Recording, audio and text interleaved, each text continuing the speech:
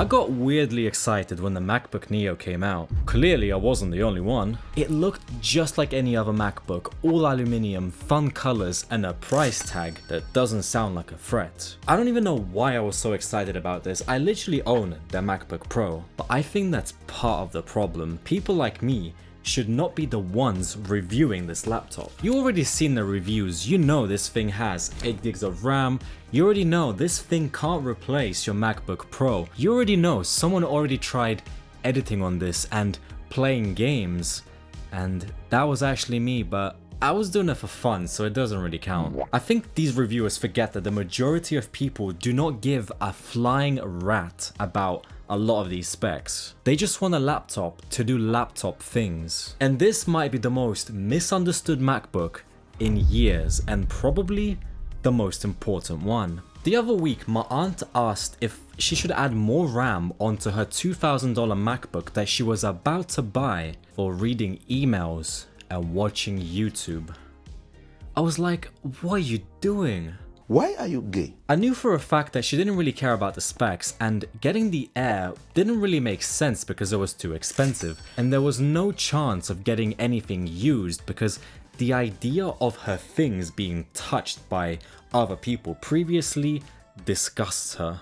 So there was only one option left for her: the MacBook Neo. For people like her, it's great, but it does raise one concern: the RAM, because 8 gigabytes on this thing is scary and people are losing their minds about this. No matter how good the optimization is on macOS, you can still feel the pressure, and to show you, I had 5 Chrome tabs open and nothing else, and it was already using over 6 gigabytes. That means that there is a little bit of room for maybe Spotify or like an extra video to watch in the background while you study. And even if the RAM does go above the 8 gigabytes, it's not going to be a disaster. But 8 gigs is not the amount that you want if you're gonna mindlessly leave everything open, or if you plan to play some games or edit something. Not to say that you can't, because technically it is possible if you close absolutely everything, but if this is what you're planning to do, then this is not the MacBook for you. That kind of rhymed. Also, if you're not aware, the RAM prices are going absolutely crazy right now. So since last September, the RAM prices have basically quadrupled because of the whole AI thing just gobbling all the RAM. So even if there was a 16GB option for the MacBook Neo, it would probably cost like a whole $300 extra just because of how much the RAM itself costs. And if you think about it, if the MacBook Neo was like $900, who would even buy that? It's a very sad situation. But one of the reasons why I keep wanting to recommend this laptop is because of how simple this choice is. Of course, if you go to eBay, you can probably find an older MacBook Air that's cheaper, like the M2 Air, and they seem to be selling for basically the same price as the Neo. But the thing is, you have to think, which website, which MacBook Neo, what about the seller, is there warranty, and what's the battery health like? The first MacBook that I found had a decent price, and it said grade B, over 100 cycles, it had some ugly stickers on it, and at this point I don't even think I want this anymore. But on the other hand, if you just go to the Apple website and think, what's the cheapest MacBook? Oh, it's the MacBook Neo. You pick your color, you decide how big your homework folder is gonna be, and that's it. You don't have to think. There's a thing called the paradox of choice, which basically explains that if you have too many options, this can basically cause anxiety or the inability to make a choice in the first place. And it can also make you sound a little bit smarter. Also, the MacBook Neo isn't just a cheap laptop, it's also a doorway to the Apple's ecosystem, which kind of makes sense why it's relatively cheap. Most people do not start with the MacBook Pro.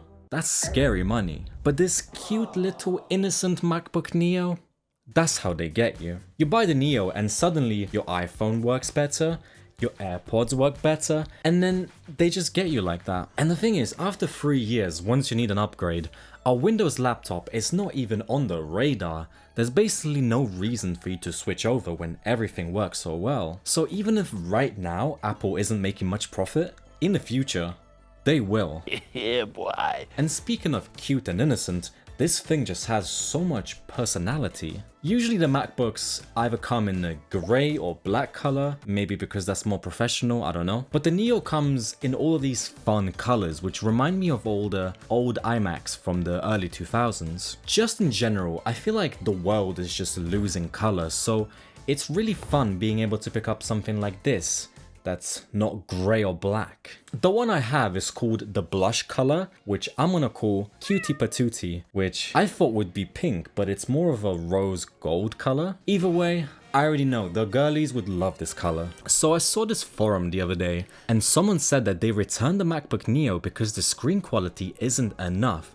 Apparently it's noticeably worse than his MacBook Air and the MacBook Pro, and he can't use a screen like that after using his iPhone 17 Pro Max and the iPad Pro M5, both of which have the OLED screens. I think these people are completely out of touch, because you're telling me you own a $1,000 tablet and you're comparing and complaining about a $600 laptop. Second of all, I own the MacBook Pro and I own the iPhone 17 Pro, and there's literally nothing wrong with the Neo's display. It's not like I set the expectations super low or anything, I just genuinely do not have a problem with it. Yeah, it's 60Hz and it's LCD, but it's completely fine when all I'm doing is just browsing. And you know what? This screen is actually pretty good. This is miles better than any of the cheap TN panels that you can get on those cheap Windows laptops. Is it as good as OLED?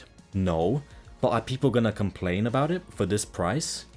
No. And speaking of Windows, they're in absolute shambles right now. Like, if you search for a laptop right now, how on earth are you supposed to pick out of these thousands of options? Although I did find this one laptop, it was a Lenovo laptop under 400, which is actually really crazy value considering that it had 16 gigs of RAM and half a terabyte of storage.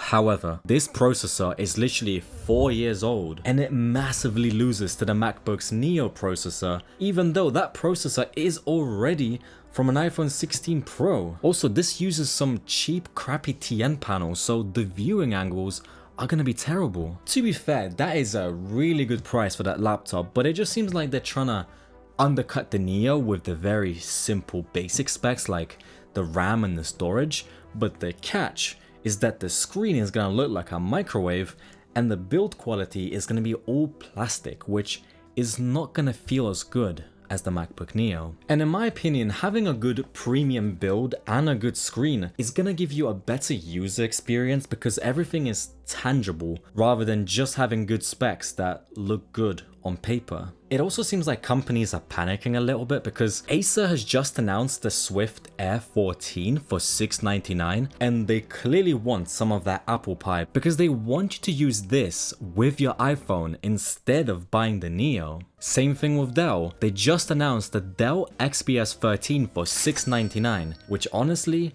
does look like a pretty good deal. Intel also announced the Core Series 3 processors, which makes these cheap laptops possible. But these processors have the base power of 15 watts, whereas the Neo is more like 5 to 10 watts, so I'm not sure how fair that comparison is gonna be. Clearly the Neo has made some really good competition, and this thing is selling so well that Apple had to boost the production significantly. And you know why that's a good thing? Because we're gonna get the MacBook Neo 2 and it's gonna be even better than this. Surprise, surprise. If you think about it, the 8 gigs kinda makes sense because this processor is from the iPhone 16 Pro, which had 8 gigs of RAM. But the next year's processor, the A19 Pro, in this 17 Pro, has 12 gigs of RAM. Yes, this phone has more RAM than this laptop. So if the MacBook Neo 2 came with 12 gigs of RAM, then the biggest problem would be fixed. And if they don't raise the prices too much, what are people even gonna complain about? The ports? The keyboard? These are tiny problems in comparison to RAM. If anything, having all of this competition from Windows and the massive success from the first Neo is just gonna make the second one so much better. And think about it this way, if $600 sounds a little bit expensive, just wait until this hits the used market. Imagine a MacBook Neo 2, 12 gigs of RAM, used for like $450, a fully usable and premium laptop for $450. How crazy is that? That sounds like a dream. Which leads me to my last point. Should you buy this laptop? And I think if you desperately need a laptop right now just for some light studying or whatever, there's almost no better option apart from maybe that Dell XPS 13 that is looking so juicy right now. However, assuming the MacBook Neo 2 comes with 12 gigs of RAM, I definitely think it's worth waiting for next year, because think about it. If this MacBook Neo lasts you like 3 years and then the RAM gives up, the MacBook Neo 2 with 12 gigs of RAM will last like a good 5 years just because of that RAM, so I definitely think it's worth waiting. And if you're there sitting thinking like, is this gonna be good enough? Is 8 gigs of RAM enough for my editing? This is not the laptop for you. The Cutie Patootie is my favorite laptop right now, not because it's the best MacBook, but because it has the potential to become the standard default Mac for a lot of people.